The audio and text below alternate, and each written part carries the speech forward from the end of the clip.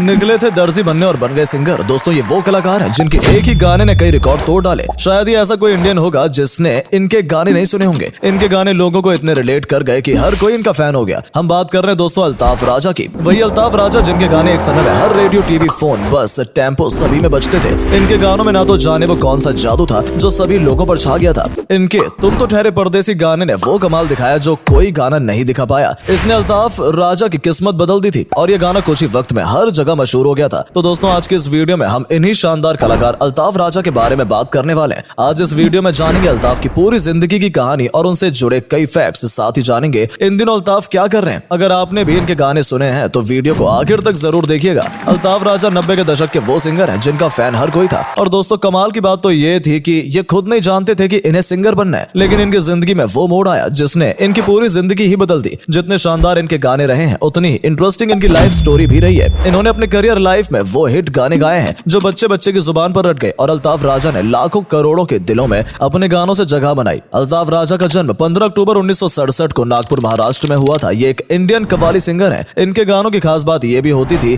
कि अपने गानों में अल्ताफ उर्दू शायरी का इस्तेमाल करते थे। इनके सिंगिंग करियर की शुरुआत 1991 से हुई। अल्ताफ के पिता का नाम इब्राहिम इकबाल और इनकी माता का नाम रानी रूपलता था। ये बात भी बहुत कम ही लोग जानते हैं कि इनके पिता मुस्लिम थे और इनकी मां हिंदू थी। दोस्तों फिलहाल में अल्ताफ फिल्मों और म्यूजिक इंडस्ट्री से कहीं गायब ही हो गए हैं, मगर एक दौर था जहां फिल्म इंडस्ट्री और म्यूजिक इंडस्ट्री दोनों में ही इनकी काफी डिमांड रहती थी। मगर इनके साथ अचानक ऐसा क्या हुआ कि इन्होंने गाने बनाने छोड़ दिए और अब ये कहीं नजर नहीं आते। दोस्तों ये भी हम आपको इस वीडियो में बताने वाले हैं। आजकल अल्ताफ कहां है और क्या कर रहे हैं और बॉलीवुड इंडस्ट्री से दूरी बनाने का उनका क्या कारण रहा। फिलहाल अभी जानते हैं अल्ताफ के करियर जर्नी कैसे शुरू हुई और वो कैसे इतने पॉपुलर हो गए। दोस्तों अल्ताफ राजा का जन्म एक साधारण से परिवार में हुआ था जहां उनके माता पिता का सपना था कि उनके बेटे पढ़ाई लिखाई करके एक अच्छी सी नौकरी पाले। इसलिए इनके माता पिता ने इन्हें मुंबई के एक स्कूल में पढ़ाई के लिए भेजा था। अल्ताफ अपनी स्कूल की पढ़ाई के लिए मुंबई आ गए, लेकिन यहाँ अल्ताफ का मन नहीं लगा और वो 5वीं कक्षा तक पढ़ने के बाद अपने घर वापस चले गए। लेकिन यहाँ इनके माता पिता ने सोचा कि अगर वो किसी और अच्छे स्कूल में उन्हें पढ़ाएंगे तो शायद अल्ताफ अच्छे से पढ़ाई कर पाएंगे, जिसके लिए इनके माता पिता ने इनका एडमिशन मुंबई के एंटोनियो डिसूजा स्कूल में करा दिया। इस स्कूल में बॉलीवुड की बड़ी बड़ी हस्तियां पढ़ी थी जिसमें राज कपूर का नाम भी आता है। यहाँ एडमिशन कराने के बाद इनके माता पिता बेफिक्र हो गए और उन्हें लगा कि अब तो अल्ताफ यहाँ अच्छे से पढ़ाई पूरी कर ही लेंगे। मगर दोस्तों अल्ताफ का मन इतने बड़े और अच्छे स्कूल में भी नहीं लगा और यहाँ भी उनकी पढ़ाई पूरी नहीं हो पाई। अल्ताफ यहाँ 9वीं तक पढ़े और फिर घर वापस चले गए। अब जाकर सबको समझ आया कि अल्ताफ का मन पढ़ाई में बिल्कुल नहीं है। अल्ताफ को पढ़ाई लिखाई में कोई रुचि नहीं थी, इसलिए वो स्कूल बीच में ही छोड़कर घर वापस आ जाया करते थे।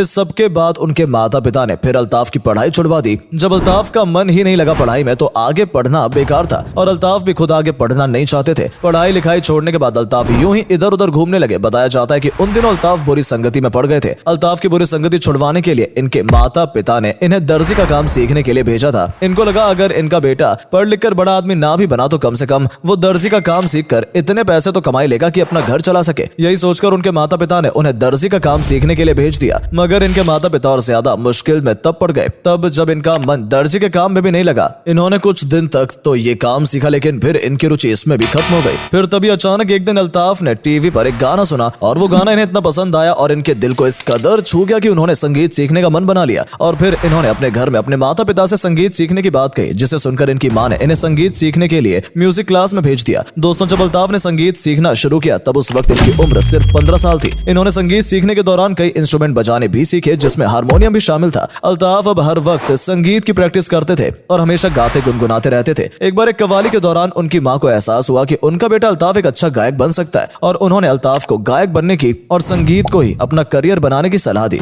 जिसके बाद अल्ताफ ने मन लगाकर संगीत सीखा और बाद में वो कव्वाली भी करने लगे। अल्ताफ ने देश भर में कई जगह कव्वाली की और उनकी कव्वाली लोगों को बहुत ज्यादा पसंद आने लगी। यहाँ तक कि उनकी कव्वाली सुनने वाले लोगों में कुछ लोगों के तो आंखों के आंसू भी आ जाते थे, क्योंकि अल्ताफ की कव्वाली के शब्द और संगीत दोनों ही लोगों के दिलों तक पहुंचते थे। जगह जगह अपनी कव्वाली के प्रोग्राम के साथ साथ अल्ताफ कई म्यूजिक कंपटीशन में भी पार्टिसिपेट करने लगे थे। इन्होंने 18 साल की उम्र से ही अपने सिंगिंग करियर की शुरुआत कर दी थी और आखिरकार इनका म्यूजिक में मन लग गया और इतना मन लगा कि उन्होंने फिर कभी इसके अलावा कुछ और नहीं सोचा और अपने इस करियर में जो नाम और पहचान इन्होंने हासिल की वो हम सभी जानते ही हैं। और फिर उनका 1990 में गाना तुम तो ठहरे परदेसी रिलीज हुआ जिसने आते ही चारों तरफ धमाल मचा दिया। ये गाना अल्ताफ की अब तक के करियर की जर्नी का सबसे हिट गाना रहा। मीडिया रिपोर्ट के मुताबिक इस गाने की 70 लाख कैसेट्स एक दिन में बिक गई थी, जिसने एक वर्ल्ड रिकॉर्ड भी बना दिया था। तुम तो ठहरे परदेसी गाने की इतनी कैसेट बिकने से इनका नाम Guinness book of world record में भी दर्ज हुआ था। इनके इस शानदार जबरदस्त हिट गाने के लिए इन्हें इन्हें कई अवार्ड्स भी मिले। इस गाने के बाद तो इनके एक के बाद एक हिट गाने आते चले गए और ये देश भर में मशहूर हो गए। इस गाने के बाद हर कोई इनका फैन बन गया और हर जगह इनके गाने छा गए। बॉलीवुड की फिल्म शपथ से उन्होंने फिल्मों में भी गाने गाने शुरू किए और इस फिल्म का गाना भी सुपर हिट रहा। ये गाना था इश्क और प्यार का मजा लीजिए, जो लोगों को बेहद पसंद आया। इसके बाद इन्होंने कई हिट सॉन्ग गाए, जिसमें इन्होंने अपनी एल्बम सॉन्ग भी गाए और फिल्मों में भी अपनी आवाज दी। जा बेवफा जा, आवारा हवा का झोंका, पंगा ले लिया और फिर मोहब्बत के किस्से इनके कुछ मशहूर गाने रहे हैं। उस समय बस में, कार में, ट्रक में, टेम्पो में, ढाबे पर, फोन पर, सब जगह अल्ताफ राजा के ही गाने बजते थे।